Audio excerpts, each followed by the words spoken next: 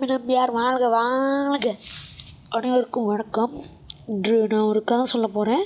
அந்த கதையோட பேர் நாயும் 3 தேவடைய மாவனங்களும் வச்சுக்கலாமே.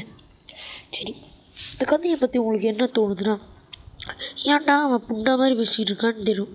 என் குரலே அப்படி தான். சரி, நீங்கள் அப்படி வச்சுக்கோங்களேன். சரி, கதையை ஆரம்பிப்போம். கதை எப்படின்னா, ஒருத்தவன் இருந்தான்.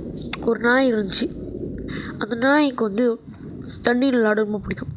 எல்லா நாய்க்கும் தண்ணீர் ரொம்ப பிடிக்கும் வச்சுக்கோங்களேன், உங்களுக்கே தெரியும். அப்போ அந்த நாய் ஒரு இடத்துல வாழ்ந்து வந்துருச்சு. அந்த இடத்துக்குள்ளே ஒரு நாளைக்கு ஒரு மனசை போயிருக்கான். அவனுக்கு நாயை கொலை பண்ணணுன்னா ரொம்ப ஆசை. அந்த நாயை பார்த்த உடனே அவனுக்கு குஞ்செல்லாம் தூக்கியது.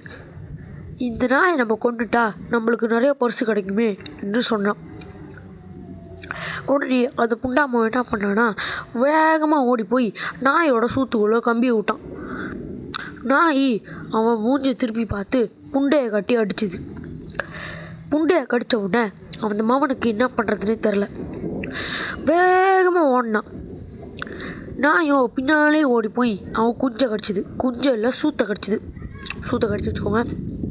சூத்தை கடிச்ச உடனே 2 பேரும் நண்பர்கள் ஆகிட்டாங்க. அன்றிலிருந்து இன்று வரைக்கும் அவங்க நண்பராகவே இருந்தாங்க. அப்புறம் மறுநாள் ஒரு நாள் வர்றப்ப நாய் 3 பொம்பளைங்களோட உள்ளே இருந்துச்சு.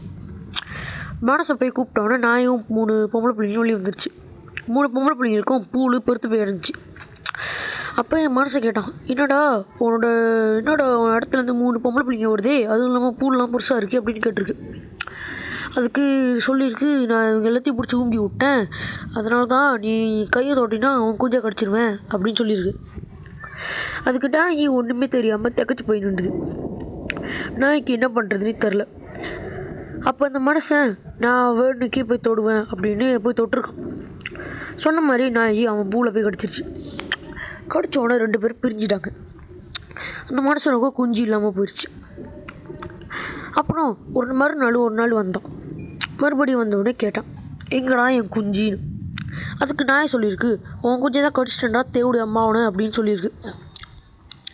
அதுக்கு அது ஒன்றுமே தெரியாது மாதிரி போயிடுச்சு. அப்புறம் அவங்க பிசாமே இருந்துட்டாங்க. அப்புறம் கிளம்பிட்டாங்க. அப்புறம் அந்த மனுஷனுக்கு ரொம்ப கோபம் வந்துருச்சு. வீட்டில் போய் சுழுவாரை கழட்டி ஊம்பிக்கிட்டு இருந்தான்.